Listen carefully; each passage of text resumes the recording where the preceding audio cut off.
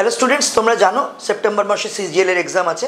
সেই রিলেটেড কিছু কোশ্চেন আমরা রোজই দিচ্ছি। আজকেও যে প্রবলেমটা ডিসকাস করব সেটা হচ্ছে ট্রায়াঙ্গেলের একটা প্রবলেম। একটা ট্রায়াঙ্গেলের তিনটে সাইডের রেশিও তোমাদেরকে প্রোভাইড করা আছে 7:9:12। এটা কেমন ট্রায়াঙ্গেল তোমাদের কনফার্ম করতে হবে। আমরা জানি কোনো ট্রায়াঙ্গেলের তিনটে সাইড যদি এ বি এবং সি হয় এবং সি যদি লার্জেস্ট সাইড হয়, তাহলে যদি সি স্কোয়ারটা বাকি দুটো সাইডের স্কোয়ারের সামেশনের থেকে বড় হয়, তাহলে এই ট্রায়াঙ্গেলটা হয়ে যায় অবটিউজড অ্যাঙ্গেল ট্রায়াঙ্গেল, স্থূলকোণী ত্রিভুজ। যদি সি স্কোয়ারটা বাকি দুটো সাইডের স্কোয়ারের সামেশনের থেকে ছোট হয়, তবে এটা অ্যাকুয়েট অ্যাঙ্গেল ট্রায়াঙ্গেল বা সূক্ষ্মকোণী ত্রিভুজ হয়। এবার সি স্কোয়ার যদি এ স্কোয়ার প্লাস বি স্কোয়ারের সমান হয়, তাহলে এটা রাইট অ্যাঙ্গেল ট্রায়াঙ্গেল হয়।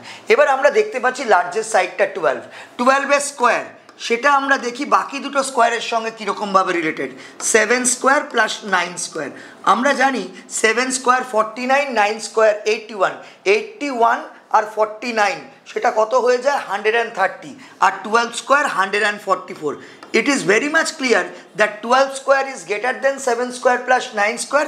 যেহেতু 144 130-এর থেকে বড়, তাহলে লার্জেস্ট সাইডের স্কোয়ারটা বাকি দুটো সাইডের স্কোয়ারের সামেশনের থেকে বড়, তাহলে ট্রায়াঙ্গেলটা হয়ে যাচ্ছে অবটিউজড অ্যাঙ্গেল ট্রায়াঙ্গেল, অর্থাৎ এই ত্রিভুজটা স্থূলকোণী ত্রিভুজ। Thank you.